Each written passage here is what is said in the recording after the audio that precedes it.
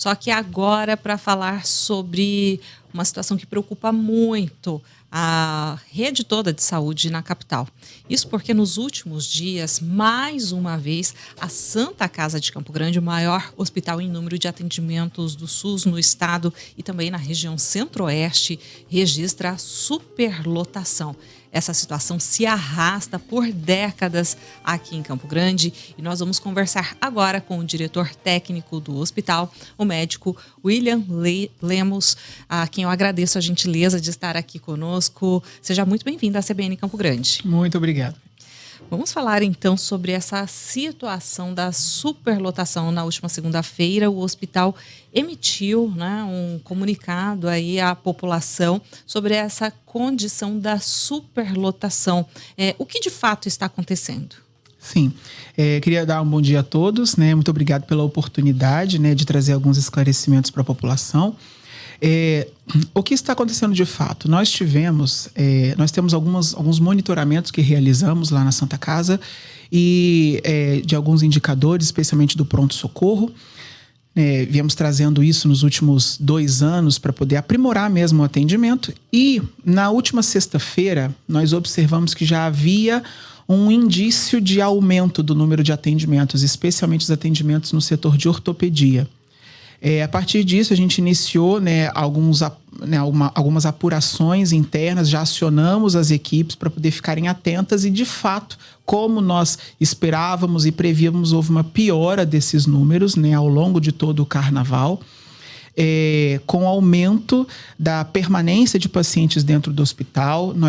Vale lembrar, nós temos 545 leitos contratados pelo poder público, e temos 610 pacientes internados no dia de hoje. Então, são pacientes que acabam permanecendo nos corredores, no pronto-socorro, fora do seu local de internação ideal. E isso ocorreu especialmente por conta do aumento do número de acidentes, de quedas que nós observamos. Se a gente for trazer em números, o número total de atendimentos pelo pronto-socorro, não houve um aumento significativo, nós tivemos um aumento em torno de 5% a 6%, mas a complexidade dos casos houve sim um aumento. E por que é importante falar disso? Porque quando casos mais complexos, pacientes mais graves chegam para nós, eles demandam mais atendimento, eles demandam mais tempo de internação e com isso eu não consigo girar este leito na velocidade que deveria ser mais adequada, o que causa retenção dos outros pacientes que estão chegando. Então, nós temos esses números das quedas, dos acidentes, houve um aumento nesse período e por isso a gente está com esse gargalo, está com os pacientes realmente travado ali no seu atendimento por conta justamente dessa ocupação que a gente não consegue girar o leito. No ano passado, por várias vezes, inclusive, a Santa Casa também enfrentou essa crise de superlotação de pacientes. Por que isso acaba acontecendo? É essa condição também de um caso mais complexo? Gostaria que o senhor explicasse. Sim. São vários fatores que estão relacionados com essa questão da superlotação. Existem fatores internos e a gente precisa falar isso daqui. Nós não estamos dizendo que nós somos totalmente corretos. A gente precisa sempre, na nossa vida, olhar para aquilo que a gente pode melhorar. Então, a Santa Casa observou, a Santa Casa olhou isso e nós abrimos 20 leitos a mais no período do ano passado, justamente, inclusive leitos, muitos desses voltados para esses pacientes do trauma, que é a maior referência da Santa Casa. Além disso, nós começamos a instituir vários processos e protocolos internos para melhorar o giro do leito, para aumentar as altas, tornar o centro cirúrgico mais produtivo, para que a gente consiga melhorar. Mas também o impacto não é só interno, não há problema só dentro do hospital, existem problemas fora. Então, infelizmente, é preciso dizer isso, nós precisamos ter uma melhor regulação dos pacientes. Existem, no setor público, aquilo que se chama de referência e referência exclusiva, que é para onde a referência é um hospital que é capacitado para o atendimento e quando é referência exclusiva é porque o poder público só tem aquele hospital. A Santa Casa tem as suas referências exclusivas, mas também tem outros que são apenas referências, digamos assim, e poderia ser utilizado outros hospitais, outras estruturas. Nós também temos um impacto que, em média, 30% dos nossos atendimentos são do interior do estado. E, via de regra, os pacientes que vêm do interior do estado são pacientes mais complexos. São pacientes que têm uma lesão maior, são pacientes que sofreram um acidente mais grave. E aí, por conta disso, nós observamos o nosso estado é um estado muito pouco povoado. Então, os aglomerados populacionais são muito distantes uns dos outros. E isso faz com que esse paciente que já está numa situação ruim tenha que se deslocar demais. Então, nós entendemos que também há uma necessidade de um olhar tanto para o município quanto para o estado para que a saúde possa chegar mais próximo do paciente. Porque, senão, isso vai acabar acumulando nos grandes centros, vai acabar acumulando na Santa Casa, nos hospitais aqui da capital, esses pacientes, a gente não consegue dar o atendimento para o nosso munícipe e também não consegue dar atendimento para o nosso conterrâneo do estado, né, que acaba procurando, mas nós já estamos com uma estrutura muito defasada. Até nós levamos isso ao secretário estadual. No ano passado, nós tivemos uma média de ocupação na Santa Casa, o ano inteiro, de mais de 110%. Ou seja, são 10% de pacientes a mais do que a nossa capacidade operacional. Então, é preciso olhar a efetividade da atenção básica, se está tendo uma educação daquele paciente, uma efetividade das UPAs, se está tendo uma resolutividade dos casos de menor complexidade e também olhar nas micro e macro regiões do estado se nós temos a saúde adequada para aquele paciente e se aquela estrutura está sendo utilizada da forma correta. Isso vai fazer com que a gente consiga dimensionar da forma adequada os recursos que a gente precisa. Ou seja, uma gestão de modo geral, não apenas daquilo que acontece diretamente dentro da Santa Casa de Campo Grande. O hospital já informou em outras ocasiões, né, que vítimas de problemas cardíacos ou acidentes de trânsito é que lotam um hospital. Como resolver isso no hospital e no município? Isso. A parte, né, do atendimento cardiológico, na Santa Casa nós temos o serviço de hemodinâmica que foi inclusive ampliado. E esse serviço de hemodinâmica, ele conseguia fazer em torno de 20 atendimentos por dia. O serviço de hemodinâmica, só para esclarecer, é aquele que faz o cateterismo, né, que às vezes o paciente tem um infarto, aí usa um tipo de tratamento para desobstruir aquela artéria. Esse atendimento, esse serviço foi ampliado e ele agora consegue atender em torno de 30 pacientes por dia. Então, a gente teve um aumento aí de mais de 50%, 30 a 35 pacientes são atendidos. Além disso, a rede também se estruturou. Nós tivemos a reativação do hospital regional. Eles atendem poucos pacientes, mas já é um desafogo. Então, na parte cardiológica, nós entendemos que tanto a Santa Casa, eu não posso falar tanto pela rede, mas a Santa Casa já tem conseguido controlar internamente isso. Temos uma linha de atendimento ao paciente cardiológico já muito bem consolidada. Tanto que nesse período de carnaval e vamos dizer, nos últimos 60 dias, nós não tivemos superlotação ou dificuldade nessa área cardiológica. Agora sim, a ortopedia, os acidentados, ortopedia, neurocirurgia também entra muito nisso, a gente tem um gargalo grande.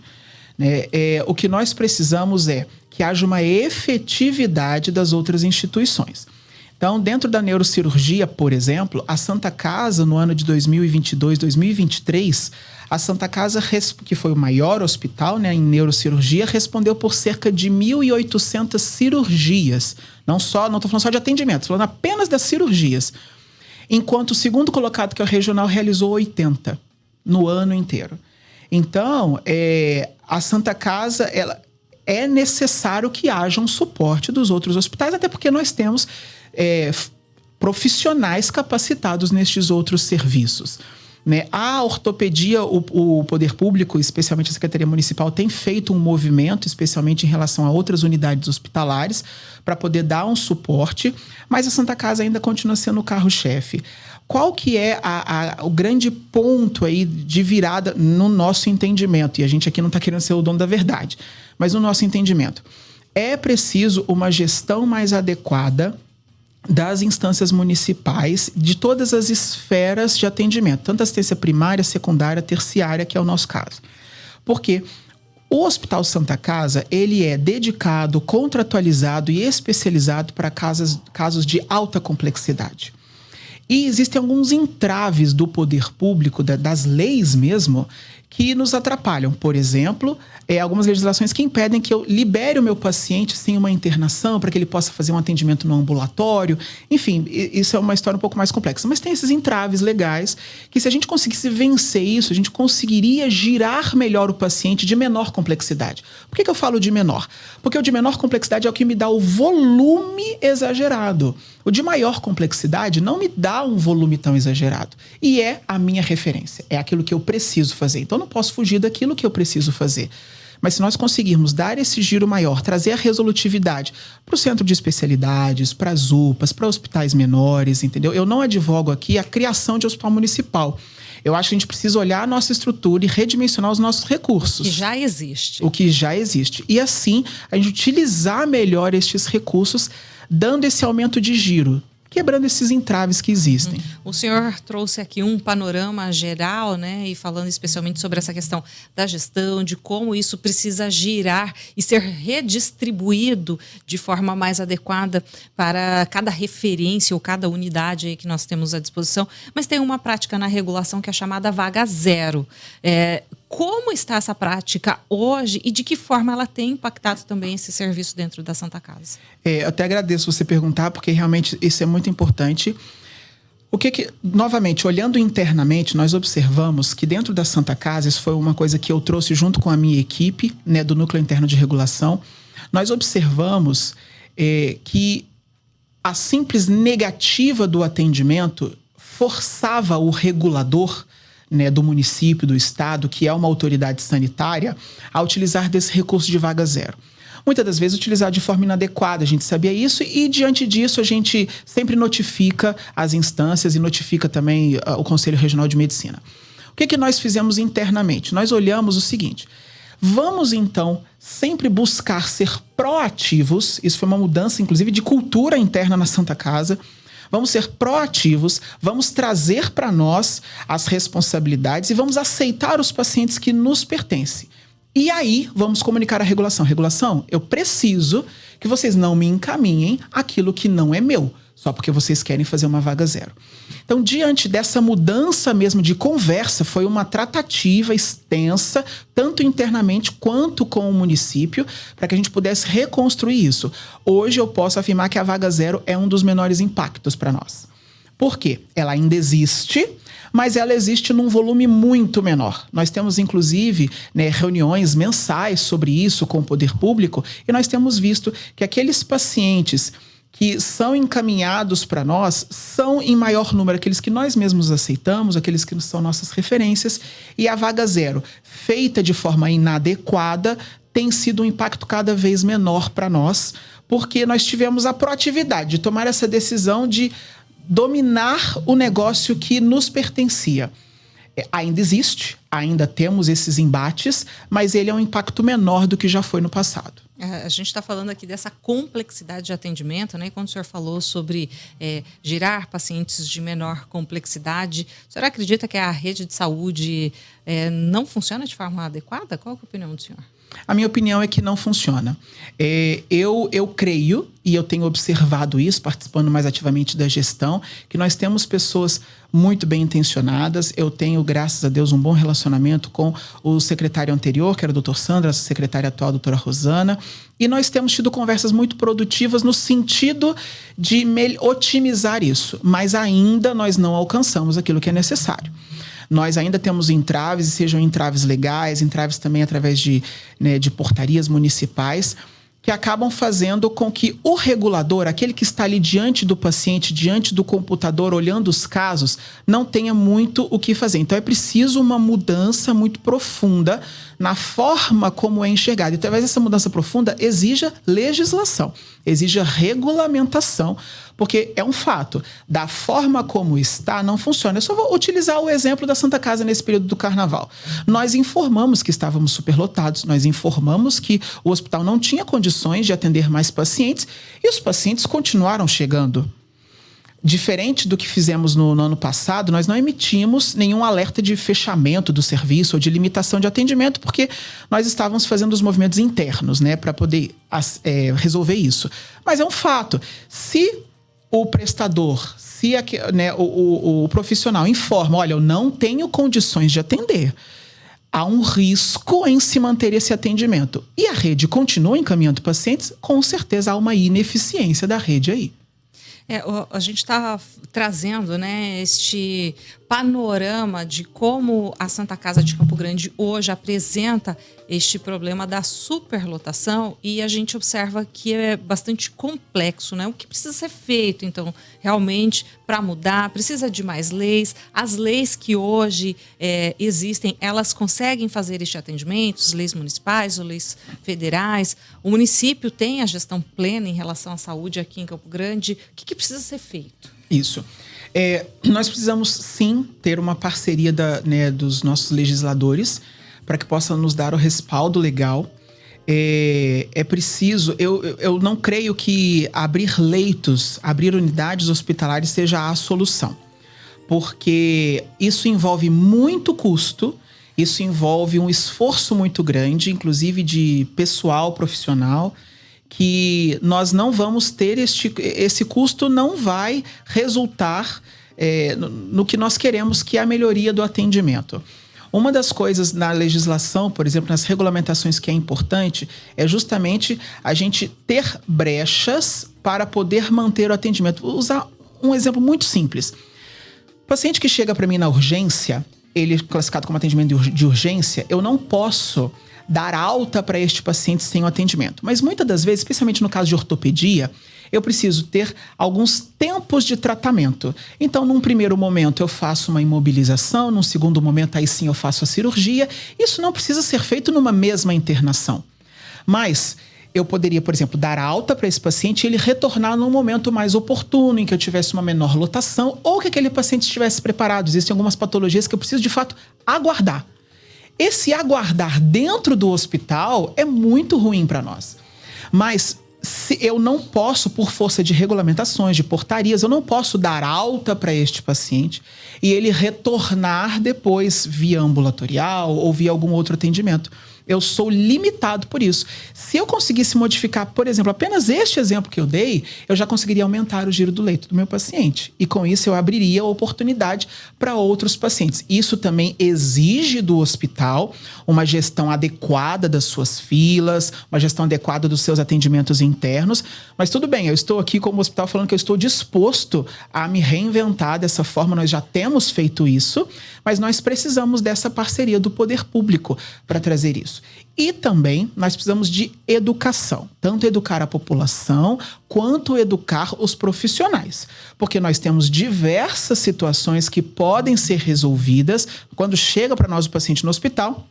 A gente olha e são diversas situações que podem ser resolvidas nos municípios originais, falando do interior do estado, dentro do município de Campo Grande, seja nas UPAs, no centro de especialidades ou até na atenção básica. Mas muito se utiliza do encaminhamento dos pacientes. Às vezes, pacientes que poderiam ter uma resolutividade nessas atenções mais baixas da saúde, que é a primária e a secundária, não exigindo tanto da atenção terciária. Você pensa que o hospital vai resolver tudo, mas o hospital precisa de recursos e o paciente que vai para o hospital é sempre um paciente que gasta mais, é sempre um paciente mais caro. E isso piora a saúde, porque eu tiro dinheiro de onde poderia estar sendo melhor utilizado. Então fica aí a dica também, né, para os nossos legisladores, para ajudarem a pensar também nessa complexidade, na maneira como a qual a própria rede de saúde ela pode manobrar esse tipo de situação. E aí, mais uma vez, trazendo a referência da Santa Casa de Campo Grande, que é o maior hospital em atendimento do SUS, não só aqui no nosso estado, mas na região centro-oeste, e que está mostrando aí, mais uma vez, pede socorro, chama a atenção para a sua dificuldade. O ano passado, inclusive, a CESAL, ela divulgou melhorias nas unidades de saúde, principalmente com a instalação de raio-x, indicando que haveria, então, a redução em torno de 40% do tempo de internação hospitalar. A Santa Casa já sente este tipo de impacto? Vocês percebem que essas melhorias já ajudam de alguma forma ou ainda não? Não, infelizmente ainda não. O que nós temos, a instalação de raio-x sim é algo extremamente necessário, mas a Santa Casa, especialmente a Santa Casa, eu não posso falar dos outros serviços, nós temos um serviço de imagem, de apoio diagnóstico muito atuante e muito rápido. Então, aquele paciente que chega, porventura chega, e são pouquíssimos casos, sem imagem, nós conseguimos realizar no mesmo dia, em questão de horas, essa imagem. Então, isso não vai trazer um impacto tão grande na permanência do paciente para nós. Então, a instalação, por exemplo, de raios-x, ela acaba não trazendo um impacto tão grande na redução de permanência para nós. Porque, muitas das vezes, a única diferença, que aí sim é muito relevante, é que eu posso, através da imagem que é feita, eu posso discutir com os meus especialistas para saber se aquele paciente tem ou não indicação de vir para a Santa Casa. Né? Mas, via de regra, os pacientes têm continuado a vir. Os números dos pacientes ortopédicos, eles continuam os mesmos. Não houve nenhuma redução do número de pacientes ortopédicos após essas melhorias que foram anunciadas, embora nós entendamos que sejam melhorias pertinentes, que sejam válidas, que é necessário fazer. Mas, para a Santa Casa em específico, o impacto não foi tão relevante assim. O senhor falou sobre ortopedia, cardiologia e na maternidade. Como está a situação? Existe o risco de uma nova superlotação por lá também? Sim, nós, na verdade, estamos superlotados na maternidade também. Estamos manejando isso ali internamente. Hoje, nós estamos com bebês, né, que por conta da lotação da UTI neonatal, então nós temos bebês fechando salas de parto para que eles possam manter o seu atendimento. A gente monta mini UTIs, isso também é um problema de longa data. Nós montamos mini UTIs ali dentro, inclusive utilizamos alguns dos nossos leitos privados para poder atender alguns pacientes mais graves. Infelizmente, esse problema da maternidade é um problema que atinge o estado e o município como um todo. A gente até fala, quando um hospital está cheio na maternidade é porque todos os outros estão. E, de fato, está bem cheio. Quando o senhor fala nessa questão de utilizar vagas, né, leitos privados para este atendimento público, esta é uma manobra no sentido de ampliar essa demanda e fazer atendimento do SUS? Como é feita essa contratualização? Isso. Nós abrimos os leitos, obviamente em conversas com o poder público, e aí esses leitos são habilitados. A partir daí, esses leitos são remunerados. Falando muito rapidamente, dessa forma que funciona. Nós temos na Santa Casa 13 leitos de UTI neonatal dedicados para o público SUS e temos 5 leitos dedicados para o público privado. Quando há uma lotação muito grande ou há um paciente com gravidade, nós não podemos, por força de segurança do paciente, mantê-lo fora dos locais adequados. Então, a gente utiliza, sim, esses leitos privados para poder nos dar a retaguarda. É uma manobra de ampliação de atendimento ao público SUS, para que a gente possa... É uma decisão interna, nossa, inclusive uma decisão minha, enquanto diretor técnico, para que a gente possa atender os pacientes. Quando eu tenho um paciente de menor complexidade, aí eu deixo, de fato, porque os leitos privados não são remunerados pelo SUS, Então, eu não utilizo para SUS e deixo apenas para o público privado mesmo. Bom, diante de todo este panorama, qual é a saída a curto prazo? O que o senhor indicaria? A curto prazo, eu creio que nós precisamos aumentar a resolutividade nas origens.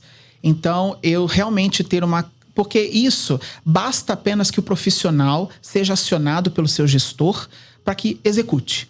Então, exemplo, município, vamos colocar Costa Rica, Hidrolândia, que eles resolvam seus casos lá. Então, que não fiquem sempre encaminhando para a Santa Casa. E numa outra frente, aí uma frente municipal, que de fato os outros entes que atendem o município e os outros hospitais que atendam o município possam ter a resolutividade nos seus hospitais. Ou seja, a regulação utilize, de fato, estes outros hospitais. Isso desafoga esse redirecionamento desafoga de imediato a Santa Casa. Então, começando daí, a gente consegue melhorar mais. E, a partir desse redirecionamento, a gente parte para uma segunda etapa, que seria olhar, de fato, se a estrutura está adequada. Pode ser que o número de leitos esteja inadequado. Pode ser que haja uma oferta. Nós sabemos que no Brasil inteiro o número de leitos SUS foi fechado. Nós reduzimos em milhares de leitos SUS pelo Brasil inteiro. Essa referência é em relação ao período da Covid-19, é isso? Não, essa referência até antecede o período da Covid-19. Nós tivemos fechamento de leitos. Fechamento de leitos. Pelo SUS no Brasil inteiro. Nós tivemos um fechamento de leitos nos últimos 10 anos. Nós tivemos milhares de leitos, então de 8 mil leitos foram fechados no Brasil inteiro. Então, nos últimos 10 anos. 10 anos. Então, nós precisamos olhar isso. E a Covid, ela veio no meio, né? Não tem 10 anos. Então, nós tivemos, na Covid, obviamente, houve um aumento do número de leitos, mas vários desses leitos já foram desativados, né? Então, a gente voltou a essa restrição do leito. Então, a gente precisa olhar, será que há essa necessidade? E, atrelado a isso, a gente precisa, de fato, funcionar em rede. O SUS, ele é colaborativo. Ele pressupõe que todos os entes atuem em consonância. Então, a gente precisa olhar isso e ver as redes. Eu não posso aceitar que um hospital no interior do estado tenha 30% de ocupação, enquanto na capital nós temos 110%. Então, esse movimento de trazer a ocupação, e nisso eu preciso falar do secretário Dr. Maurício Simões, ele tem tido esse olhar. Nós não podemos aceitar que um hospital no interior tenha toda a estrutura e não atenda o paciente. A gente tem que trazer esse munícipe para próximo da sua região. Isso também é um movimento que, no máximo a médio prazo, já traria um impacto muito grande, especialmente na via de saída. O paciente ele pode até vir para a Santa Casa para fazer a sua alta complexidade, mas por que não fazer o seu pós-operatório e a sua reabilitação na sua cidade, aonde eu tenho estrutura? Liberando isso também precisa ser Casa. Liberando a vaga na Santa Casa. É isso. Nós conversamos com o diretor técnico da Santa Casa de Campo Grande, o médico William Lemos, a quem nós agradecemos a gentileza de trazer essas informações e apresentar, né, o que realmente está acontecendo na Santa Casa de Campo Grande, que mais uma vez emitiu um alerta aí de superlotação essa semana. A gente, é claro, segue acompanhando, que inclusive ontem apresentou o agravamento da situação. Então, a gente segue de olho. Muito obrigada. Queria agradecer a todos também. A gente vai fazer um intervalo e volta já.